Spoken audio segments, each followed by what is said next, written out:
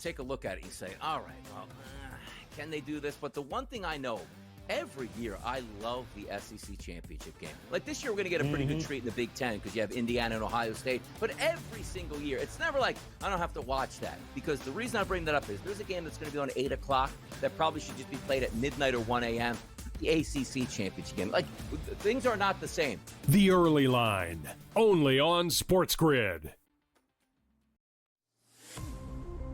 Splash Brothers? How about the Curry Brothers? Curry Brothers have been reunited, folks, as Seth Curry has signed for the rest of the year, according to Shams Charania. This is a good sign for a Warriors team for what they need off the bench. Coming off a career year where he shot 45.6% from three. He is a career 43.3% shooter from three-point range. Pro basketball today, only on SportsGrid. You've got an 18-1-6 hockey team. You've got a 10-2 football team. So the best record in hockey, the best record in football, and top 5 in the NBA with Jokic and the gang, and the Nuggets at 14-6. And I'm saying to myself, what other town comes close to that? The Craig Carton Show, only on SportsGrid. Chris Beard said, I can just play different players. And kudos to Chris Beard. NIL does not matter. Recruiting rankings don't matter. Who your AAU coaches doesn't matter. At the end of the day as a coach, your loyalty is to your school. Your loyalty is to all the kids in the program. College basketball today, only on SportsGrid.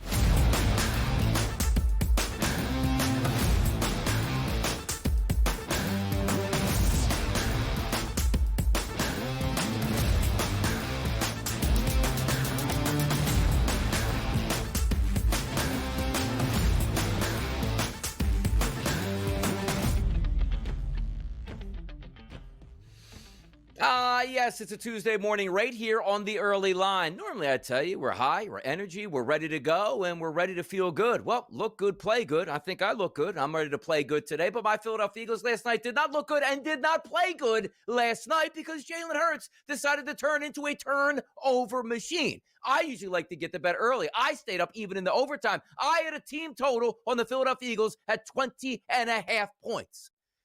Lost the game 22-19, Joe. That's how I'm starting today on the Early Line. I don't want to hear about anything today. You might have to talk for 2 hours. I might just pull the plug right now.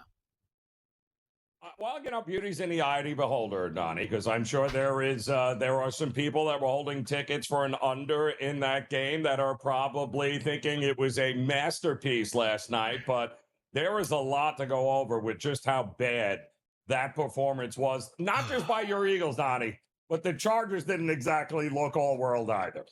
It's one of the being an Eagles fan has been very good over the past 10 years. Being an Eagles fan over the past 3 games has been absolute torture, which included last night, Joe. So I'm going to need you to pick me up today. I'm going to need you to get me caffeinated before the FCC comes and gives me multiple violations, Joe. Get us caffeinated, please.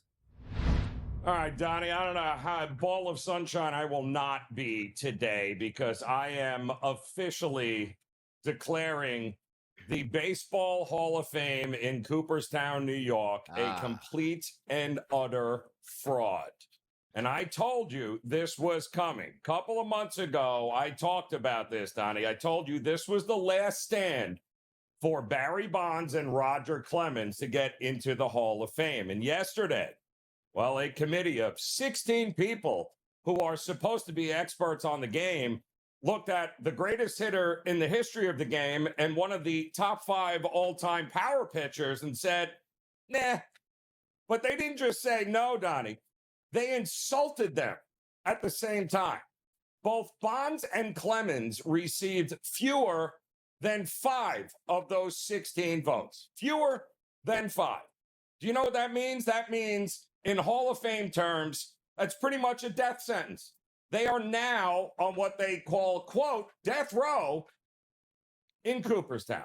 They aren't even eligible to be on the ballot again until the 2030s, Donnie. For the most part, stick a fork in them, they are done. It is the biggest waste of time and money in the history of sports organizations, what they have going on in Cooperstown right now. The Hall of Fame is a museum. Its only job is to tell the story of baseball. And how in the hell are you going to tell the story of baseball without the home run king and a 7-time Cy Young Award winner? Now, don't get me wrong. I'm thrilled that guys like Jeff Kent got nominated yesterday and will enter Cooperstown. He got in with 14 votes, and he absolutely deserves it. The greatest home run hitting second baseman ever. Makes total sense, Donnie. But even Jeff Kent knows his induction is now a sideshow to the fact that the two best players of his generation are being erased from history by a room full of people holding a 25-year-old grudge. And the hypocrisy, it never ends, Donnie. The only good news that we've had recently with the Hall of Fame is the fact that, well, Pete Rose passed away, and, well, Major League Baseball finally did the right thing and removed him from the ineligible list. So at least now the hit king, well, at least he's got a path to get into Cooperstown. But do we really have to wait for guys to die before we give them their respect? This system is broken. It's a popularity contest for choir boys. It's not a Hall of Fame for ball players. So here's my proposal, Donnie. Either shut the doors and turn Cooperstown into a Spirit Halloween store, or take the damn vote away from these 16 gatekeepers and give it to the people who actually watch these guys play, paid their salaries, and know who the real legends are. Those people are called the fans, Donnie, because until then, this Hall of Fame is a joke. And you know what? The punchline just isn't funny anymore. You're right about that, too, because it's whoever the gatekeepers are. Like, if you just, it is a public museum for us, baseball fans. Baseball fans should actually vote on who gets into the Hall of Fame. And yes, you still should have baseball writers being able to vote on that as well. But it also, I get upset about this in every Hall of Fame. If you're not on the actual regular ballot, or if you are, I should say, and you don't get in, some veterans committee puts you in. I always think that's ridiculous, because the one thing we can always agree on with the Hall of Fame, you should not have to debate who's a Hall of Famer. It should come to your mind right away. Michael Jordan, Hall of Famer. Magic Johnson, Hall of Famer. See what I mean? Let's do it in football. Tom Brady, Hall of Famer. Joe Montana, Hall of Famer. That's how you know right away who gets in. We should never have these disguises. So again, you say to yourself, Barry Bonds comes up. What is the argument? Hall of Famer. Roger Clemens, Hall of Famer. There is no argument at this point. So, Joe, good points that you bring up. We're never going to get this right with the Baseball Hall of Fame, because probably the worst one here, but we see it across the board of holding people out because we don't like them and it's not their turn to get in yet. Or how about this?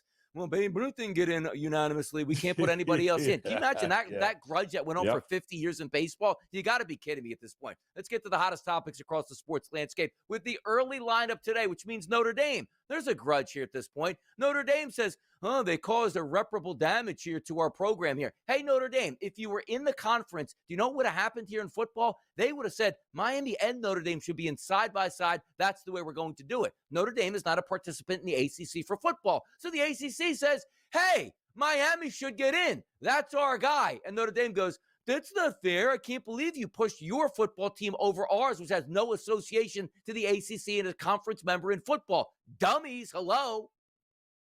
You got to love a supposed institution of higher education, Donnie, that takes absolutely zero accountability for their own actions or their role in why they are sitting home now and not playing any more football. You just gotta love it. Save your money, folks, because that's the lessons they're teaching you, Donnie. I guess it's everybody else's fault. It's not your own fault.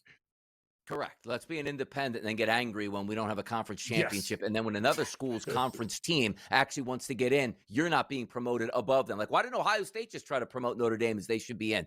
Duh. Doesn't make any sense at this point. Shedeur Sanders, I'll tell you what does make sense. He's going to start the rest of the games here for the Cleveland Browns. Good start against Tennessee, even in a loss. It's the right decision. Get as much film as you can on Shedeur to see if he can be your future quarterback. Might be the first and maybe the last right decision that Stefanski and the Browns have made in a very long time, Donnie. I'll tell you that. Terry Rozier, not guilty. Does anybody ever just come and say, you know what? I am guilty. I did this. Just give me the latest sentence you can. Let me move on with my life. Why do we always drag it out? Should have checked Kalshi to see what the odds were on whether or not he'd plead guilty or not guilty. I'm thinking there would have been a pretty high percentage that he would have said not guilty. Joe, I take my I use the treadmill in the afternoons. I take the laptop out and I watch the games on replay. Like, let me get a good look at somebody maybe I haven't paid attention to. It was Riley Leonard. We talked about it yesterday. The kid looked like it wasn't too, the moment wasn't too big. Then I see a report last night that we might be getting a Phillip Rivers sighting in India. I said, that's interesting because Riley Leonard's hurt. When did that happen? Donnie, there's a lot to this story we need to unpack this hour because this might have been the funniest 3 minutes of television I have seen in a very long time when Schefter came on to that Monday night pre-broadcast and dropped that in front of Troy Aikman. Yeah. That might have been the funniest response I've seen in a very long time. Incredible stuff here at this point. You know what else is incredible? Trey Hendrickson coming back to Cincinnati. They didn't trade him at the break, and now it turns out he can't play the rest of the season. Great year for Cincinnati as well, and Trey Hendrickson. And watch him next year play hardball with him. Like, yeah, we're not going to cut you. We're not going to let you go. We're going to trap you again and pay you money to not actually help our defense. And the crazy part, Donnie, is had they actually paid him, he would have played this week. And the surgery would have been in the offseason. Yep. Take care of your players. They'll take care of you back, people. That's the way it goes down. Remember Lamar Jackson when he wanted his money, just disappeared for like 6 weeks in the middle of the football season? Pay him. They'll play. See Lamar now? He's injured. He's still playing week to week. Why? Because you paid him. How about the Arizona basketball program? #1, Joe, in the AP. And also, Jason Pierre-Paul back with the Bucks here. Reunited, and it feels so good. I'll tell you what doesn't feel good. The Eagles game from last night. It doesn't feel good. I don't want to be here right now. Somebody help me. Joe, please.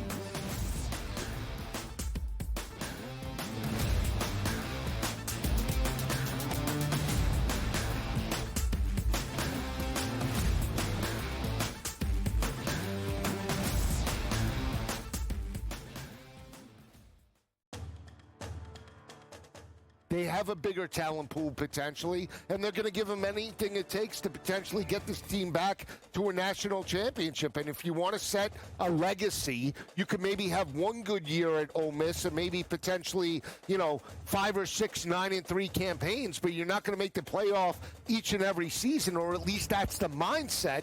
You have a better path at LSU or a bigger school. SportsGrid's College Football Today. You're a 1 o'clock guy again, huh? Well, I didn't know I have to appease you. What do you mean appease me? I'm trying to get a read on you. Well, that's it. I don't want you to get a read. I said. Okay. What are you? You're on me like flies on rice. Well, I once watched you destroy an NFL team's season because you zagged so hard in the Best Bet segment. Pro Football Today, only on SportsGrid. Everyone has just been lying about this whole thing.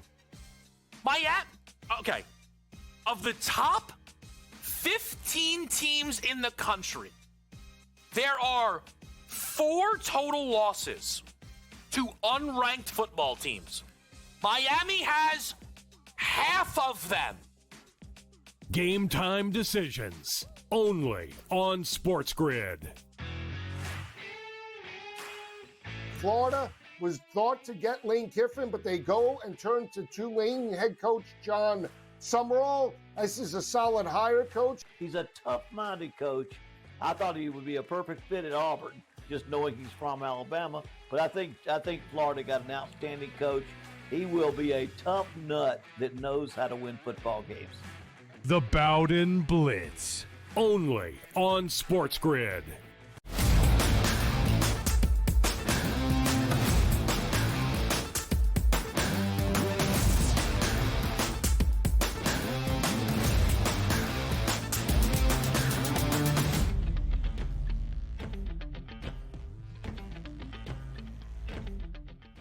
I get a segment to calm down or two here, and then we get fired back up when we do get to that Monday night football game, which was an absolute, and we'll just leave it at that right now, Joe. But now what we do each and every time at this part of the show, we get to the spread lines. And these spread lines, maybe some of the best you're going to see. Why? Because we're talking about college football playoff games, Joe. Let's start here. Alabama and Oklahoma. This is a rematch. We saw Oklahoma's devastating defense go on the road to Tuscaloosa and pull out a victory over Alabama, one of the biggest wins of the season. FanDuel, Joe, actually opened up Alabama as a 1.5-point favorite. FanDuel today still sits at 1.5. DraftKings actually sits at 1.5 as a favorite for Oklahoma. An 8 p.m. kickoff from Norman. Oklahoma's defense, Alabama's been leaking oil down the stretch, Joe. What is your spread line for this game early?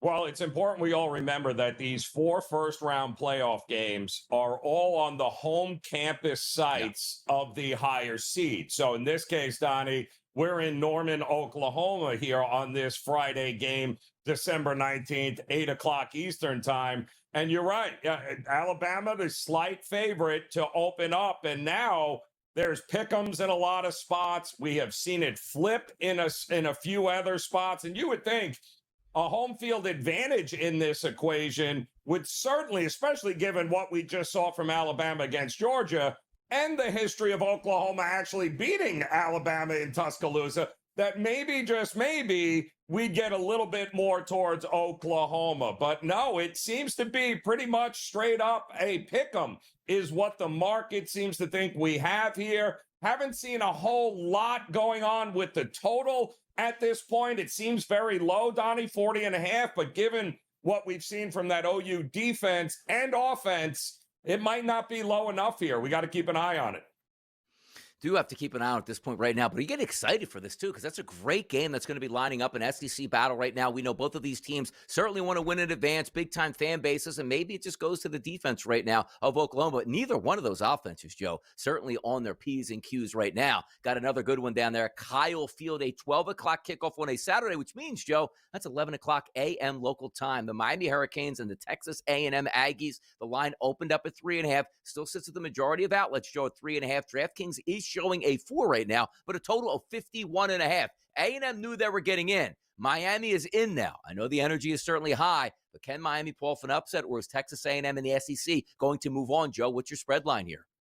Well, listen, we talked about Texas A&M all year long, and that schedule of theirs was a little head-scratching because they never played any of the top teams that were ranked in the SEC until, well, of course, that one game there at the end in which they lost their way against Texas and played themselves out of the SEC championship game. This line was kind of split between 3.5 and 4 across the market when it opened up Sunday night. The total was anywhere between 51 and 52, kind of hanging out right in the middle there, Donnie. We're still seeing that 51.5s, and we are starting to see again 4s, 3.5, somewhere in that point there. But listen, we can all agree, right, that Miami as a favorite, Miami as an underdog, yeah, that is something I would very much be interested in seeing, Donnie, on whether or not the market believes that just by slipping in, apparently, there, Miami, are they good enough to do some damage? And I think this number, take the 4 now, because I think this number is going to go towards Miami when we get closer to kick. Yeah, I think it is as well, too. Two teams coming in. It's fun, man. It's great talking about big-time college football meaning. Like, what would be more fun, Joe? A playoff game with Miami or Texas A&M, or the Peach Bowl with Miami and Texas A&M? This is why we love the expanded playoff. Get the good teams here playing. Put them at home. That is going to be unbelievable. 110,000-plus fans in those stands here going wild at that point. Love to see it here. How about Ole Miss? They're going to get a home game as well, Joe, taking on Tulane. Feels like a bye week. Line opened up at 16.5, now sits 17.5, and a high total of 56.5. Golding, the new head coach, Lane Kiffin, is out of town. What's the spread line for this one between Ole Miss and Tulane? Well, this is another one of those prime examples of how do we have the 12 best teams in the country, Donnie, and we have a game in which over 3 scores is what this line is. You're telling me Tulane's in the well, no, wait. If we had only seen this game, we did see this game earlier this season. Yeah, 45-10. Ole Miss destroyed Tulane. Ole Miss passed for 307 yards. Ran for 241. Tulane threw it all over the place for 104 yards. Listen, it's kind of tough to gauge where we are with this Ole Miss team, given the fact that Lane Kiffin and the whole, soap opera exit It'll be interesting, I think, to see where this goes. Currently, at 16.5, 17.5, we're still seeing a little bit of Ole Miss money, but it's clear that the market thinks one team belongs and the other team doesn't in this game.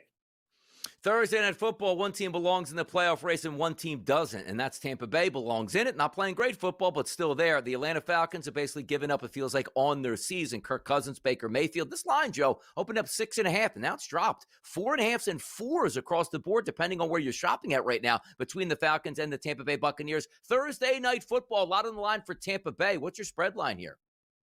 Recency bias, Donnie. Keep an eye on it here because both these teams looked absolutely horrific this past Sunday. But Tampa was a little more costly for a lot of folks than Atlanta was necessarily. So I would keep an eye. The look-ahead line was 6.5 here, and we seem to be going just the other way. I tend to think that Tampa is going to get more money as the week progresses. The total feels about right, but I would not be shocked if this inches closer to 6.5, just under a touchdown by the time we get to kick.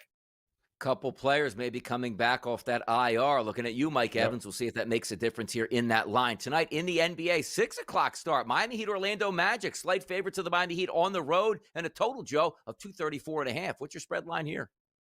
NBA Cup action, quarterfinal action in Orlando. And listen, these two teams have already played one each other twice this year, and Miami lost both by a combined 4 points. This is going to be interesting. Franz Wagner, not available for Orlando. He hurt himself. That's a big loss. Miami looking to get a little bit of revenge here, and I think they will tonight. You know who had another big loss? Yeah, it was the Philadelphia Eagles last night on Monday Night Football. We're not going to talk about it yet. I'm holding off right now. We got news and notes coming up next. Don't miss out.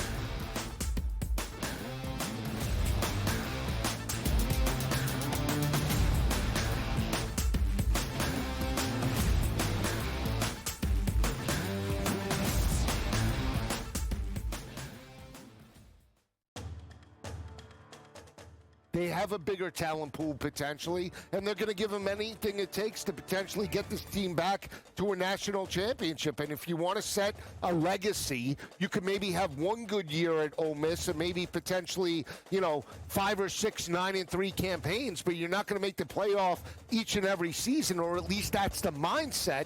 You have a better path at LSU or a bigger school. SportsGrid's College Football Today. You're a 1 o'clock guy again, huh?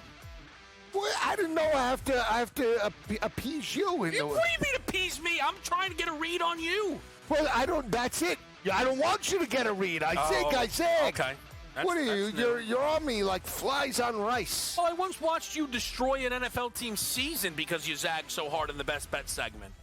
Pro Football Today, only on SportsGrid. Everyone has just been lying about this whole thing. Okay. Of the top 15 teams in the country, there are 4 total losses to unranked football teams. Miami has half of them. Game time decisions, only on SportsGrid. Florida was thought to get Lane Kiffin, but they go and turn to Tulane head coach John Summerall. This is a solid hire, coach. He's a tough-minded coach. I thought he would be a perfect fit at Auburn, just knowing he's from Alabama. But I think Florida got an outstanding coach. He will be a tough nut that knows how to win football games. The Bowden Blitz, only on SportsGrid.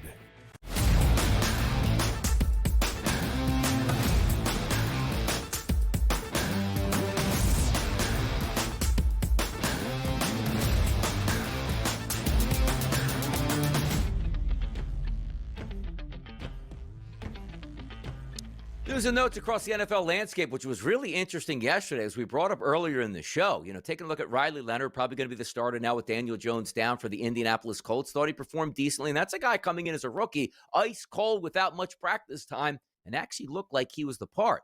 Then we find out that he has a knee injury. Then word comes out the Colts are planning to bring in Phillip Rivers into the facility Tuesday to work out and see if he can join their practice squad to, I guess, ramp up at this point. My question is going to be is, where the heck is Anthony Richardson and what the hell's going on? He hurt his eye socket's being cleared back, but they're not letting him work out here. I don't know what's going on with the Colts, but this was one of those teams 3 or 4 weeks ago. Can they be the number 1 seed in the AFC to now? I don't know if they're going to make the playoffs in the AFC. And Phillip Rivers, who's 44 years old, looking to come back and make another Colts appearance. What an incredible story. Well, just when you thought that, Riley Leonard actually used his legs, kind of looked the part, that maybe, just maybe, they'd be able to hold the foot. No. We learned last night on the pregame telecast, which might have been the funniest thing in the world, as Schefter comes on, and there's Aikman, right? There's Van Pelt.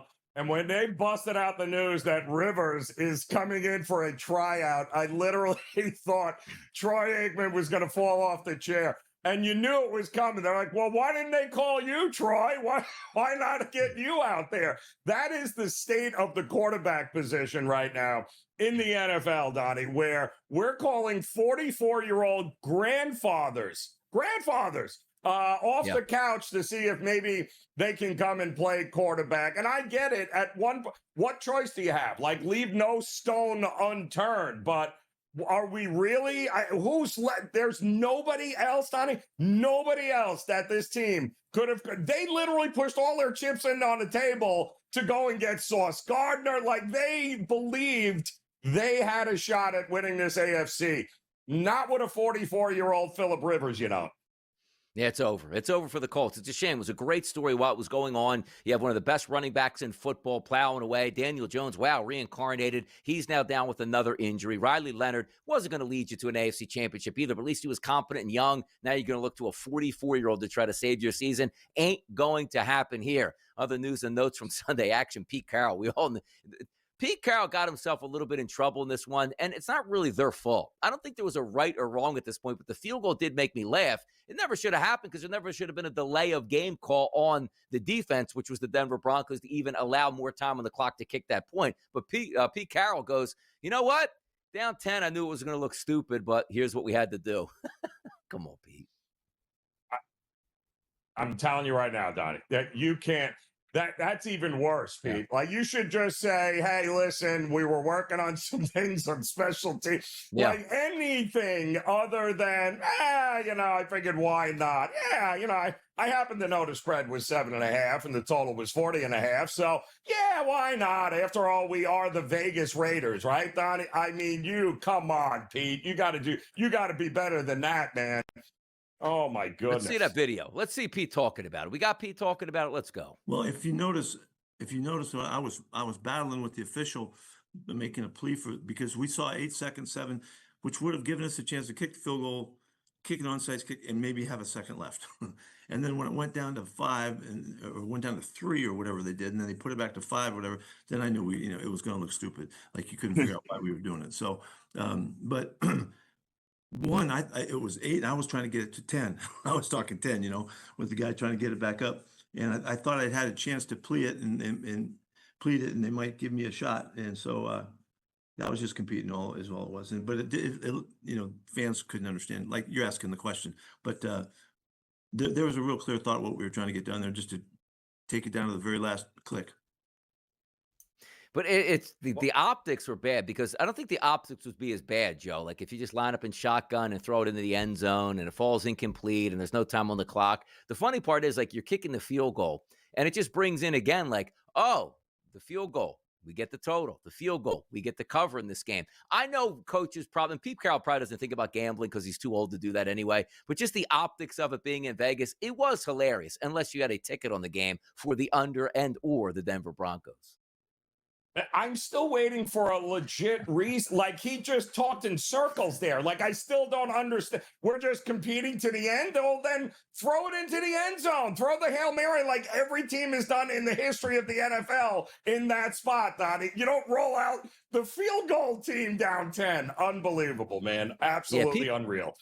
Pete probably would have still kicked the field goal down 4 at that point, knowing he needed a touchdown. Like, hey, maybe we get 2 possessions back Still at this point. You know what I competing. mean? That's just, still competing at this point, making some sense. Analytics said it was right here. I tell you what analytics don't say. Turning the football over 5 times by Jalen Hurts alone is going to get you a victory. Yeah.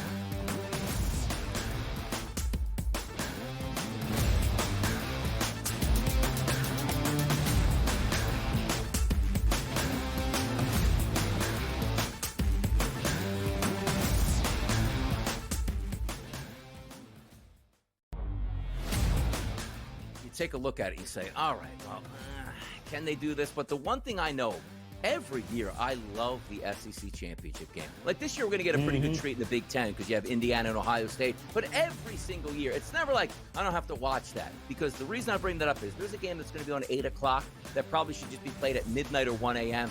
The ACC championship game. Like, things are not the same. The Early Line, only on SportsGrid. Splash Brothers? How about the Curry Brothers? Curry Brothers have been reunited, folks, as Seth Curry has signed for the rest of the year, according to Shams Charania. This is a good sign for a Warriors team for what they need off the bench. Coming off a career year where he shot 45.6% from 3. He is a career 43.3% shooter from 3-point range. Pro basketball today, only on SportsGrid. You've got an 18-1-6 hockey team.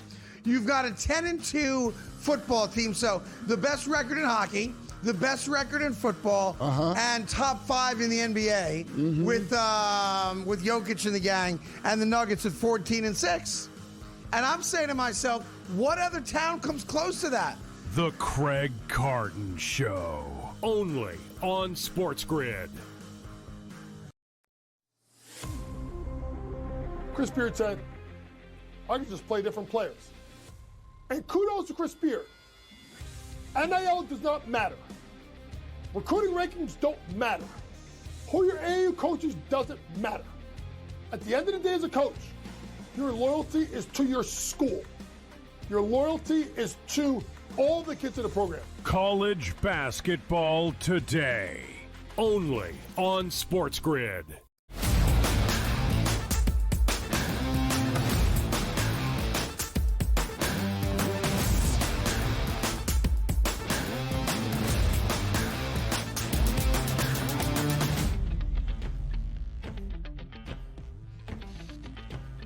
Monday Night Football had 2 8-4 teams yesterday. One in the AFC, that was the Los Angeles Chargers. One in the NFC, that was the Philadelphia Eagles. Just a few short weeks ago, the Philadelphia Eagles were riding highs, possibly being the number 1 overall seed in the NFC. That's no longer the case. They'll be in a dogfight to win that division. Why? Because of games like last night and games of the previous 2 weeks. A bad Dallas Cowboys team, you got up 3 touchdowns, you lost that game. A Chicago Bears team, I can't say they're bad. Just the not knowing how to win Chicago Bears team came in and handled you in your own building. And then you said, okay, well, now it's a get-right game. We have a couple extra days off. We're going out west. An offensive line for the Chargers that is absolutely obsolete and got injured right away as soon as the game started. And a quarterback that had a broken hand that you figured that you'd be able to get to him in the pocket here, and he's not going to be serviceable. Well, what you found out was Justin Herbert didn't have a great football game, but Justin Herbert willed that team to win. Granted, his QBR was only 33, but Jalen Hurts had a 27 QBR. He threw 4 interceptions and also added one of the first, Joe, since 1933, I believe it is, where they were tracking turnovers, to have 2 turnovers on a single play, throwing a horrible interception, and then a ball bouncing to you like a basketball right into your breadbasket. Wow, save the day here. Oh, let me fumble that too. And credit this because Jalen Hurts had a tush push last week, which he was holding the football. Oh, this is nice. Oh, I'll just drop it right here and the Chicago Bears can take advantage of this, and now we'll lose this football game. I lost my mind so many times last night, Joe, in that 22-19 defeat. I couldn't even believe what I was watching from a coaching perspective and an execution perspective from Jalen Hurts. If you ran the wing T last night, the Philadelphia Eagles would have won. But instead, you had Jalen Hurts like a blind man out there with guys running wide open, and he couldn't get the football to. And if he did, the football went to the other team last night. Unbelievable. For a guy that doesn't have an unbelievable, like, Dan Marino presence in the pocket. We used to say to ourselves in Philadelphia, doesn't turn the football over, puts us in good situations. He was horrendous last night and has been horrendous for weeks now. Not good. I mean, season high 5 turnovers for the Eagles, career high 4 picks for Jalen Hurts, and with all of that, Donnie, the Eagles defense once again had to do its best to carry the offense, and they had to do it without their best run stopper. With Jalen Carter not in that game, and yet they did give the offense an opportunity to get it done, and they couldn't get it done, which, here we are, Donnie, in week 14 of the NFL season. The idea that they're going to flip a switch and all of a sudden this is magically going to revert back to what we saw last year, it's just we're running out of time here with the Eagles to figure this thing out. At what point do we go, Donnie? You're an Eagles guy. At what point do we go? We are what we are here at week 15. Like, we're a team that's averaging 22 points a game, and we couldn't even do that last night against the Chargers.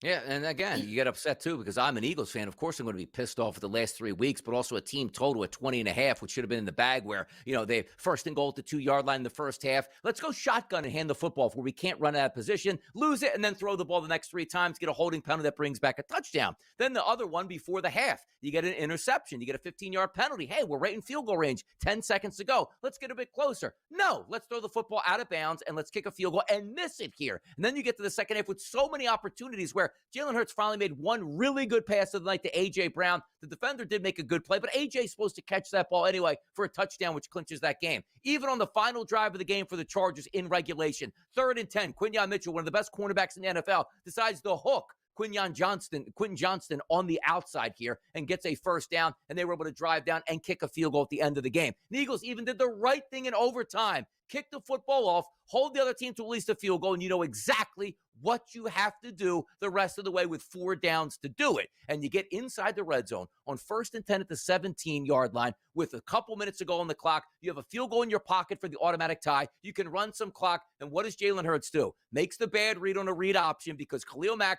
does not crash down on the running back. You're supposed to hand it off to Saquon up the middle. What's the worst case? 3 or 4 yard gain. Clock keeps moving. You get closer. Peels out of the pocket, throws the ball, which the defender made a good play by peeling off this guy, which was the tight end in the flat, and tipped it for another interception. It's unbelievable. If the Eagles don't turn the football over last night, they probably win this game by 14 plus. The fact of the matter is that they had 7 sacks against Justin Herbert, held him to 139 yards. Look at the passing game last night for the Chargers, Joe.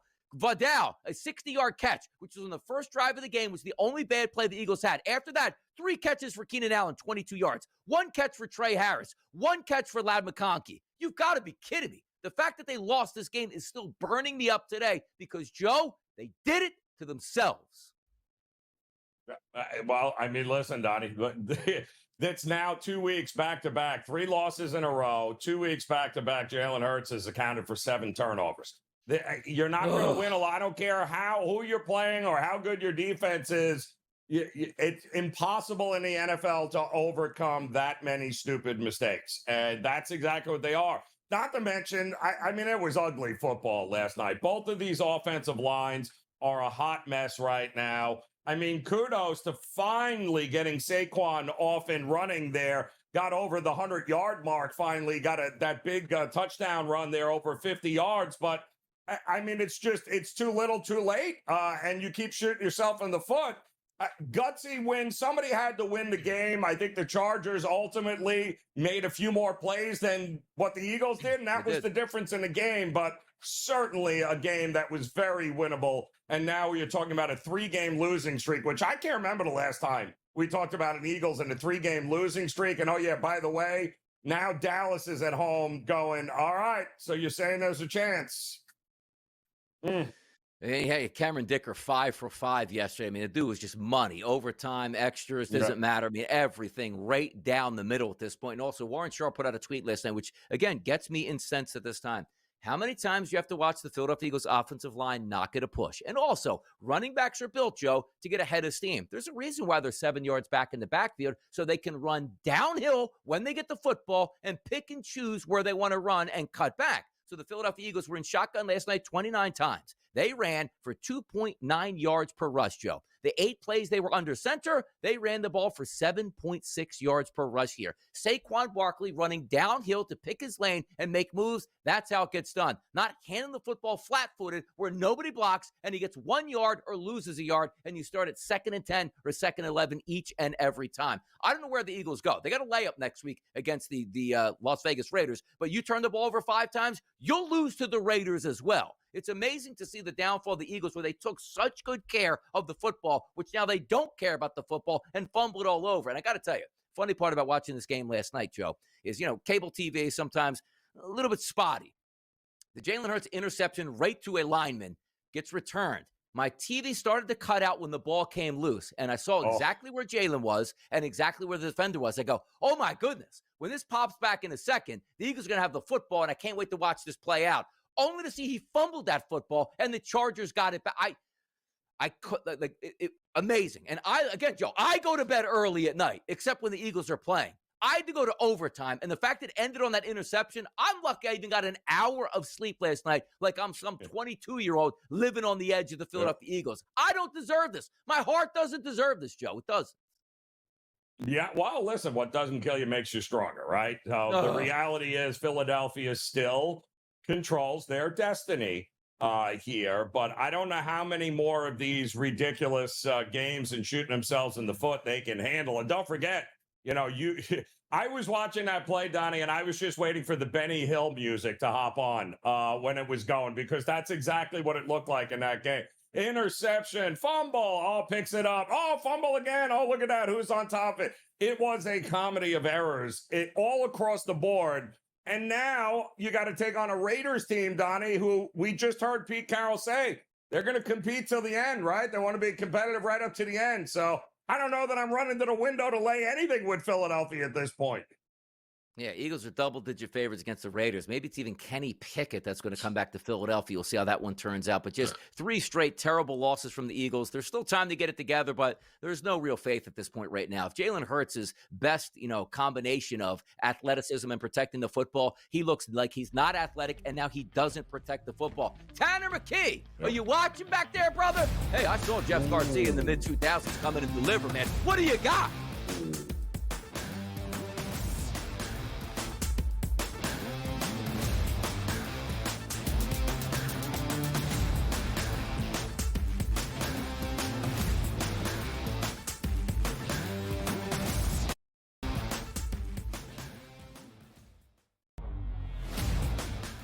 Take a look at it and say, all right, well, can they do this? But the one thing I know, every year I love the SEC championship game. Like this year, we're going to get a pretty good treat in the Big Ten because you have Indiana and Ohio State. But every single year, it's never like I don't have to watch that, because the reason I bring that up is there's a game that's going to be on 8 o'clock that probably should just be played at midnight or 1 a.m. The ACC championship game. Like, things are not the same. The Early Line, only on SportsGrid. Splash Brothers? How about the Curry Brothers? Curry Brothers have been reunited, folks, as Seth Curry has signed for the rest of the year, according to Shams Charania. This is a good sign for a Warriors team for what they need off the bench. Coming off a career year where he shot 45.6% from 3. He is a career 43.3% shooter from 3-point range. Pro basketball today, only on SportsGrid. You've got an 18-1-6 hockey team. You've got a 10-2 football team. So the best record in hockey, the best record in football, and top 5 in the NBA with Jokic and the gang, and the Nuggets at 14-6. And I'm saying to myself, what other town comes close to that? The Craig Carton Show, only on SportsGrid. Chris Beard said, I can just play different players. And kudos to Chris Beard. NIL does not matter. Recruiting rankings don't matter. Who your AAU coaches doesn't matter. At the end of the day as a coach, your loyalty is to your school.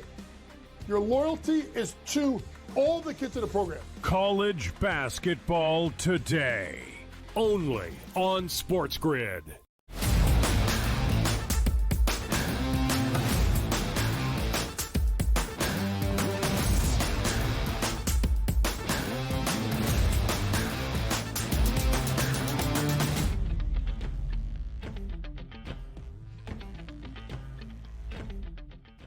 What a wild AFC pictures. We take a look at some of the playoffs here. If the season ended today, Joe, the Broncos, Patriots, Jaguars, Steelers, Bills, Chargers, and Texans would be in.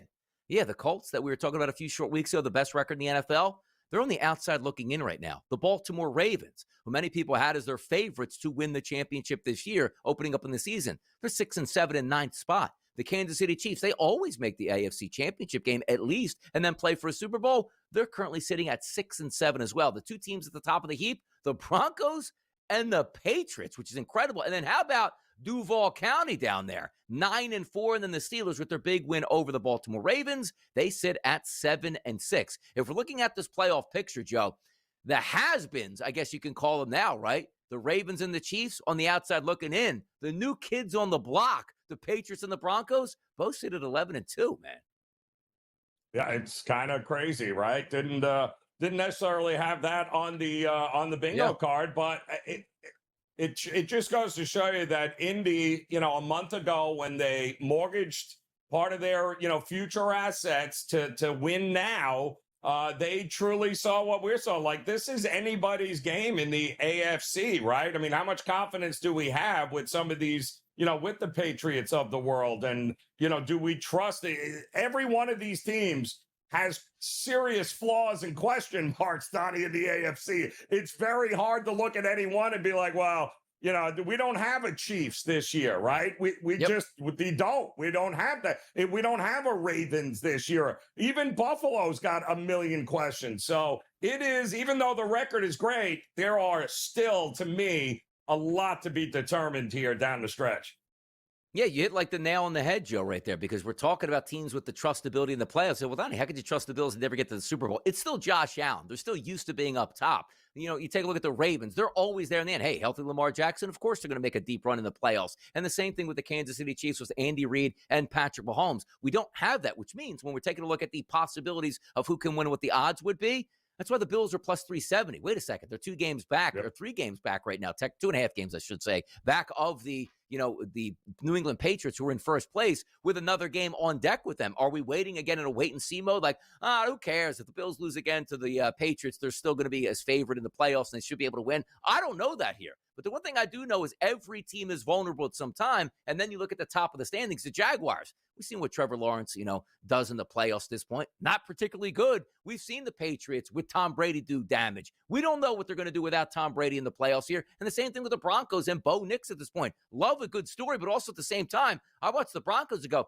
well, that offense isn't all that explosive. Leaning on the defense here, playing close games usually catches up to you. There's a lot of stuff in that top 4, top 5 teams that you can have questions about. Or can the Ravens or the Chiefs sneak back in? I don't think that's going to happen. But I'll tell you one thing, huge win for the Chargers last night to put them at 8-4 now. And maybe they can look at the Broncos and say, let's get back into this thing. Yeah, I mean, listen, there is still time for one of these teams to right the ship, figure it out, and get hot down the stretch, Donnie. We have seen that a lot. And so for all the faults, there are still some opportunities here. And I think these games coming up, some of these games in week 15, I mean, I think we're going to learn a lot about the Rams and Detroit this week. I think we're going to learn a lot about the Bills and the Patriots this week, right? Yep. There are some games coming up here in this week 15. And maybe the biggest question in the AFC, Donnie, is who's coming out of the AFC North exactly? And will it matter? Can any one of them figure it out in time? Because I'd still take Burrow, a healthy Lamar. You know what I mean? Give me something there that they can figure it out if they can. But I don't have any idea who's coming out of that division. By the way, I don't think we have any more buys left in the season, so it's a full slate on Sunday. One of those games, which is funny, like you think maybe the game of the weekend should be Buffalo and New England. That's a 1:00 start, and there's a lot going on in this one. We saw last week in the snow, the comeback victory for the Buffalo Bills, the defense a little bit lackluster. Can they get Bosa back for this game? 28-degree temperatures, which is fine. No precipitation expected on the field, and winds under 10 miles an hour at Foxborough this weekend. It should be a good one, Joe. If we line this up, FanDuel actually opened the New England Patriots as a 1.5-point favorite. That is swung over to the Buffalo Bills. The public can't get enough of the Buffalo Bills, but when I watch, Joe, that Buffalo defense is vulnerable. Drake May is really athletic in the pocket. Sometimes you watch Bo Nix as well. It's like, all right, they don't throw deep. They're not explosive, but you can't sack the kid. Dances around in the pocket, makes the right reads out there, very efficient. That's what Drake May has been this year. And this isn't wait and see Drake May. This is wait and see Drake May in an MVP caliber season for Drake May going up against the Buffalo Bills. Do you believe that the Bills should be the favorite on the road here against New England, Joe? Yeah, well, I mean, it's a pick 'em. So, I mean, is there any Foxborough, should there be a home field advantage? Sure. But I think that line reflects experience, Donnie. Right? I think that's what that reflects there. It's Josh Allen and this team having been there and done this before this time of year. And while it's a great story with Drake May and the Patriots, what have they won? I mean, you got to, Vrabel's first year, they're overperforming. They're taking advantage of a weak schedule. All good things, but you got to give the nod to Buffalo here because, listen, you already beat Buffalo once in Buffalo. If you think that doesn't matter, you don't think Buffalo's coming in with revenge on their mind, doesn't mean they'll win, but I get why the line is where it's at.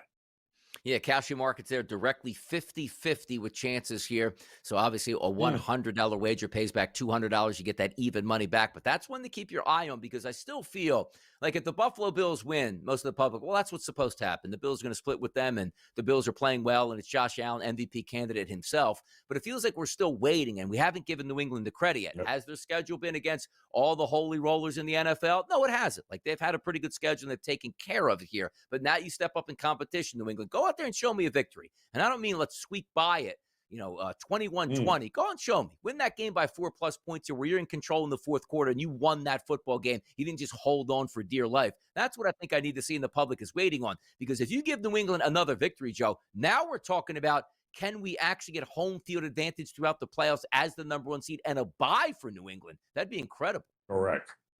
Yeah, it would be. And it's funny because the NFL has already begun to flex out some games and they just flexed next week's Sunday night. It's now Patriots-Ravens instead of Bengals and Dolphins. So, like it. They're catching Love everyone's the flex attention. Out schedules here, man. Come on back. We're going to talk a little NFC action next.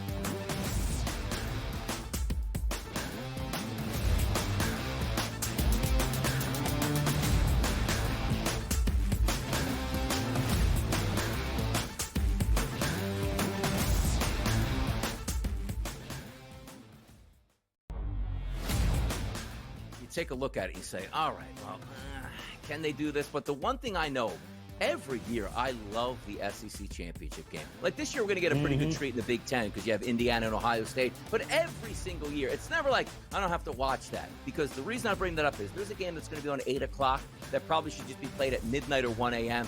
The ACC championship game. Like things are not the same. The Early Line, only on SportsGrid. Splash Brothers? How about the Curry Brothers? Curry Brothers have been reunited, folks, as Seth Curry has signed for the rest of the year, according to Shams Charania. This is a good sign for a Warriors team for what they need off the bench. Coming off a career year where he shot 45.6% from three. He is a career 43.3% shooter from three-point range. Pro basketball today, only on SportsGrid. You've got an 18-1-6 hockey team. You've got a 10-2 football team. So the best record in hockey, the best record in football, and top 5 in the NBA with Jokic and the gang, and the Nuggets at 14-6. And I'm saying to myself, what other town comes close to that?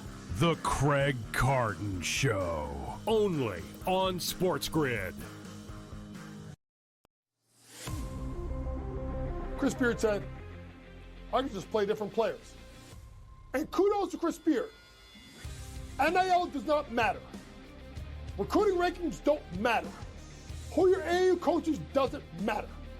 At the end of the day as a coach, your loyalty is to your school. Your loyalty is to all the kids in the program. College basketball today, only on SportsGrid.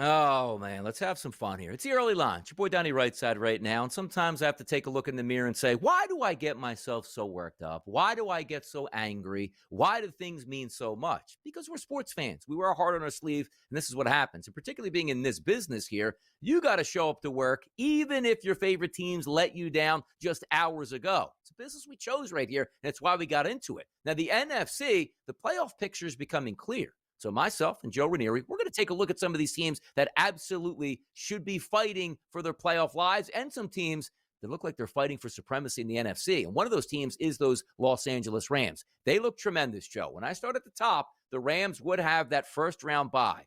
Great quarterback, great running game, great offensive line, solid tight ends, fantastic wide receivers, great play calling head coach, fantastic defense. Like, what did I miss, Joe, on the Rams? Nothing. No, I mean, what's there to? It's amazing to me, Donnie, because to think where we started this season with them, where we knew the defense was young, we knew they still had some question marks in that secondary, but the biggest question surrounding them was, Matt Stafford in that back, he's 37 years old.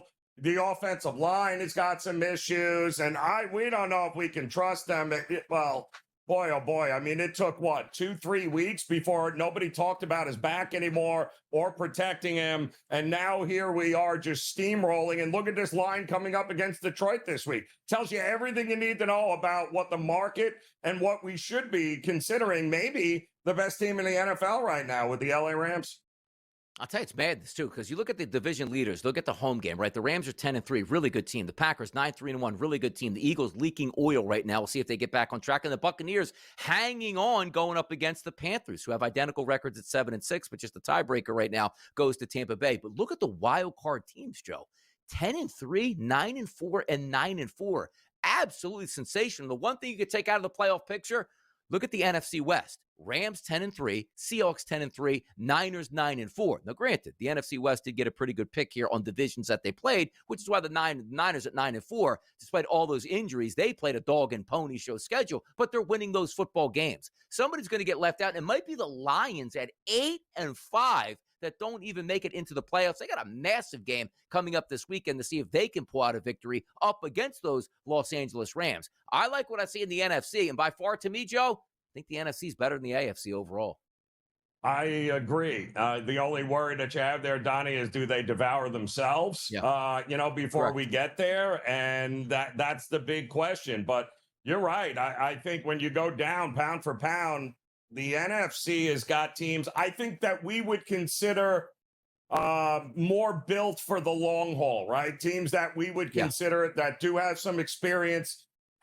In the Rams case, have a ring, have a Super Bowl winning coach, Super Bowl winning quarterback. And, we've got more established teams, coaches, and players, I think, coming out of the NFC than we got great stories in the AFC, Donnie. But does a great story mean they're good enough to run the table against more experienced teams?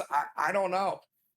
Yeah, the favorites right now, the Rams, minus 235. They're going to, again, it's a tough playoff run. Even though I do think the Rams are the best, Joe, the one thing that you love about it, sometimes you get to the playoffs and one or two teams gets a layup. I don't think anybody's getting a layup at any time here, like in round one. Like, look at the wild card teams, Joe. 10-3, 9-4, and 9-4. One of those teams is going to come into your building that you're going to have to play after a playoff win with some momentum. Should be a fun thing to watch at this point. But as I tease, Joe, one of the bigger games on the carpet this weekend, and yes, it is on the carpet because these two teams play in a dome, it's going to be out in L.A. Again, we just saw a game in Los Angeles last night. It's Goff and Stafford. The favorites here opened up at 3.5 for the Rams as that look-ahead line. We're 5.5s and 6s in the marketplace right now, and a total, Joe, that started at 51.5. Now you see that graphic, 54.5. Other outlets have already gotten up to 55.5 points in that game. I don't know who looks at that and says, you know what? This game is going to stay under. But for me, I say to myself, hey, Matthew Stafford against that bad defensive secondary for Detroit,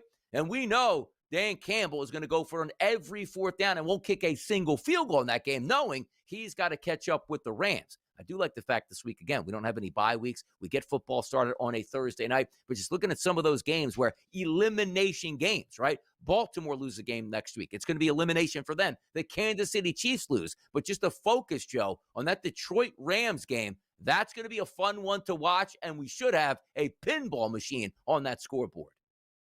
I can't, Donnie. I mean, look at that total. Opened up 50 and a half. Yeah. We're already up to 55.